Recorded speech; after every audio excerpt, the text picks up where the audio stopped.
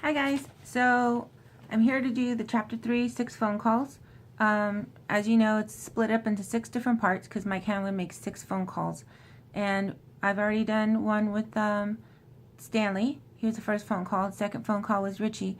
So we are at the third phone call, and it's about Ben. So it says, Ben Hanscom takes a drink. So basically the story, just like the other ones, there's not too many flashbacks on their childhood the way the movie shows. It just like has bits and pieces because they haven't really remembered yet. Once they left Derry, their memory faded of Derry and the incident. So this is kind of a shock passing through them, and they're remembering bits and pieces. You know, they're remembering the bullies, they're remembering Pennywise, and it's kind of like a shock has gone through their system. So with Ben, it's no different. Richie was really, really afraid. Stanley was obviously distraught and obviously disturbed because he took his own life.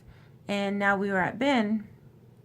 And in the movie, Ben is coming home from an award assembly, and he has won an architectural award. And he's on the cover of Time and all that, and he's with the woman. And then he gets the phone call from Mike Hanlon, goes up to the rooftop and remembers Derry. In the book, though, that doesn't happen. In the book, he's in a bar. So Ben is a famous architect. He's been all over the world. He goes to different countries, and he's a super famous architect. He's got tons of awards. He was on the cover of Time, and he is super rich, like super loaded. So he's even got his own plane that he flies himself. He owns his own landing strip. So he's doing very well for himself. And instead of a woman, he's got Ricky, who is the bartender at the Red Wheel, and that is kind of who he talks to. And Ricky thinks he's a great person, always comes in with these insights. He's been all over the world. So Ricky actually looks forward every time Ben comes in, which is every Friday, Saturday night. No matter where Ben is, he always makes his way back home, which is in Nebraska, and flies there, does his usual thing at the bar Friday and Saturday night. Has a few drinks, goes home. But this time, Ben shows up. It's on a Wednesday. So it kind of throws Ricky off. He wasn't expected to see him. Ben was supposed to be in Colorado doing some big project, and he thought maybe he'd pass through on Friday and Saturday, but this time he came through on a Wednesday night, which was very odd, and he came in looking pretty distraught. And one thing to note is, like, there are women in the bar who want to date Ben, and there's a lot of people who showed interest in him, but he doesn't want anything really to do with anybody. He's kind of like a lone wolf in life. He's very successful, very happy person, but he's very lonely. Ricky describes him as the most god-awful lonely person he's ever met. So in walks Ben. Ricky's excited to see him, thinks he's going to hear some stories about the newest adventure Ben's been on, but Ben doesn't look quite right. So he asks Ben, you okay, Mr. Hanscom? Ben Hanscom looked at Ricky Lee out of eyes that suddenly looked 10, no, 20 years older than the rest of his face. Sorry about that. And Ricky Lee was astonished to observe that Mr. Hanscom's hair was graying. He had never noticed any gray in his hair before. Hanscom smiled. The smile was ghastly, horribly. It was like watching a corpse smile. I don't think I am, Ricky Lee. No, sir, not tonight, not at all. So I love that part because he says that in the movie. And I know I'm not supposed to compare it to the movie. I am a fan of the original. I've watched it like a bajillion times. But I do see John Ritter's face saying that and hearing his voice. But I can separate the two, especially we're in a whole different scene than that was in the movie. We are in a bar. So he asks for some whiskey, and Ricky thinks that's kind of odd because Ben always drinks beer. And he pulls out the whiskey bottle, Wild Turkey, and Ben doesn't want it in a glass. He wants it in a stein. So Ricky's kind of hesitant a little bit, but, you know, Ben's his friend, and he admires him, and he doesn't want him to think bad of him. So he fills up the stein with whiskey, which could kill someone.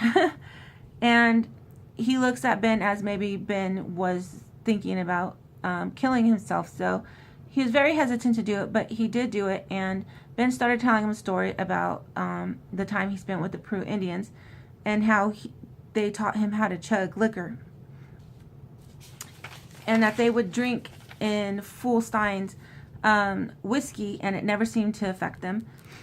And so he kind of freaked him out, but this is the trick he learned. He squeezed juice from a lemon wedge into one of his nostrils, and then he chugs the whiskey, and he chugs it almost halfway, and it's kind of that. So works about like they said it did. You are so fucking concerned about your nose that you never feel what's going down your throat at all. So obviously it burns, and whiskey burns, but you don't feel that burn because there's lemon juice pouring down your fucking nostril. You're crazy, Mr. Hanscom. That's what Ricky said. You bet your fur, Mr. Hanscom said. You remember that one, Ricky Lee? We used to say that when we were kids. You bet your fur. Did I ever tell you I used to be fat? No, sir, you never did, Ricky whispered. He was now convinced that Mr. Hanscom had received some intelligence so dreadful that the man really had gone crazy, or at least temporary leave of his senses. I was a regular butterball, never played baseball or basketball, always caught first when we played tag, couldn't keep my own way. I was fat, all right. And there were these fellows in my hometown who used to take after me pretty regularly. There was a fellow named Reginald Huggins, and everyone called him Belch. A kid named Victor Chris, and a few other guys, but the real brains behind the combination was a fellow named Henry Bowers. If there has ever been a genuinely evil kid strutting across the skin of this world, Ricky Lee, Henry Bowers was that kid. I wasn't the only kid he used to take after. My problem was I couldn't run as fast as some of the others. Hanscom unbuttoned his shirt and opened it. Leaning forward, Ricky Lee saw a funny, twisted scar on Mr. Hanscom's stomach, just above his navel. Puckered white and old, it was the letter he saw. Someone had carved the letter H into the man's stomach, probably long before Ben Hanscom had been a man. Henry Bowers did that to me about 1,000 years ago. I'm lucky I'm not wearing his whole damn name down there. So in the movie, Henry is stopped before he carves Ben, but in the book, he does actually get in an H, and it's scarred up Ben, and it still remains there.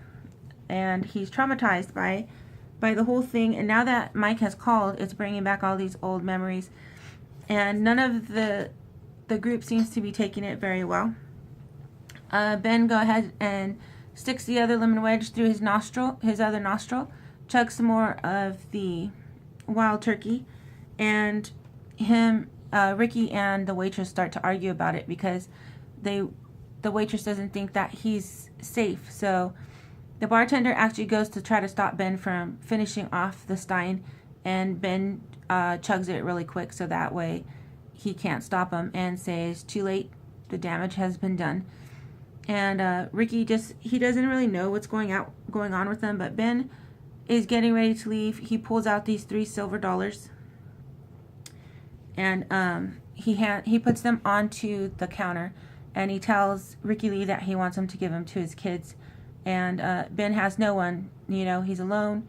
He didn't have too many friends, just acquaintances, and he decides to leave these $3 silver on there that his dad had left him after his dad died. So he says, there used to be 4, but I gave one of them to Stuttering Bill and the others.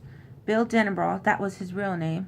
Stuttering Bill is just what we used to call him, just a thing we used to say, like you bet your fur. He's one of the best friends I ever had. I did have a few, even a fat kid like me. So these memories are starting to pop in his mind now, and he remembers that about the silver dollar, which, as you know, is probably in the movie they use silver to try to kill Pennywise when they're kids. So I'm assuming that's what it was for that he gave him. He wants Ricky to take the silver dollars, but Ricky is refusing to take them, and he's getting more concerned because Ben is starting to act like a patron that he used to have, that came back, that was there not so long ago, that came in one day with the roll of quarters, set it on a jukebox so that the radio could keep playing all night, and he put some money on the counter, and he kept drinks coming for himself and for everybody in the bar. So obviously he'd be a really popular person that night, you know. But there was this look about him, and he was quiet, and Ricky noticed it. And the next day they found that patron, after closing time, he had went home and hung himself in his closet with a belt. So Ricky's very concerned now because he sees this in Ben, and he thinks that Ben's going to harm himself. He thinks that he's kind of leaving something to Ricky to remember him by, and he feels more concerned, and he keeps asking him, you know, what's the matter? He keeps trying to get Ben to tell him what's wrong. And Ben says, the matter, Hanscom laughed. Why, not too much. I had a call from an old friend tonight, a guy named Mike Hanlon. I'd forgotten all about him, Ricky, but that didn't scare me much. After all, I was just a kid when I knew him, and kids forget things, don't they? Sure they do. You bet your fur. What scared me was getting about halfway over here and realizing that it just wasn't Mike that I had forgotten.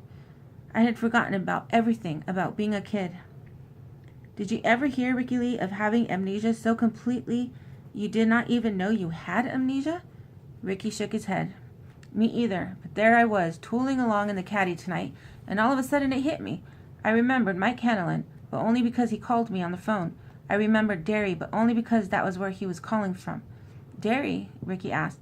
But that was all. It hit me that I didn't even thought about those places since I was a kid, since I didn't even know when. And then, just like that, it all started to flood back, like what we did with that fourth silver dollar. So, when he got the phone call, he agreed to go back because of the promise, and it wasn't until he was on his way to the bar that it really started to hit him, and all the memories started to pour in. He has more memories popping in. He says, I was fat and we were poor, Ben said. I remember that now, and I remember that either a girl named Beverly or Stuttering Bill saved my life with that silver dollar. I'm scared almost insane by what else I may remember before tonight's over. But how scared I am doesn't matter, because it's going to come anyways. It's all there, like a great big bubble that's growing in my mind. And Bill gets up to leave, tells them goodbye, and leaves the silver dollars on the counter. Tells him to hand them over to his kids, and Ricky and the waitress are kind of alarmed, and she's a little bit mad at him because Ricky let him leave after drinking that whole stein of whiskey. She says, he took on a boxcar full of booze and you let him get in his car and drive away? Way to go, Ricky Lee. Never mind, he said. He's going to kill himself. And although this had been Ricky Lee's own thought less than 5 minutes ago, he turned to her when the taillights winked out of sight and shook his head. I don't think so, he said. Although the way he looked tonight, it might be better of him if he did. What did he say to you? He shook his head. It was all confused in his mind, and the sum total of it seemed to mean nothing. It doesn't matter. But I don't think we're ever going to see that old boy again. So, that was Ben's story. Super successful, super lonely, and he gets the phone call, and just like the others, these memories start pouring back into him, and he kind of feels this doomsday arriving, and that his final hurrah is here, although he's going to go complete the promise. So that was Ben Hanscom takes a drink, a very large drink that would probably kill a lot of people. So alright guys, that was part 3, and part 4 I believe is Beverly's story, and I'll get that video posted soon. Alright guys, bye.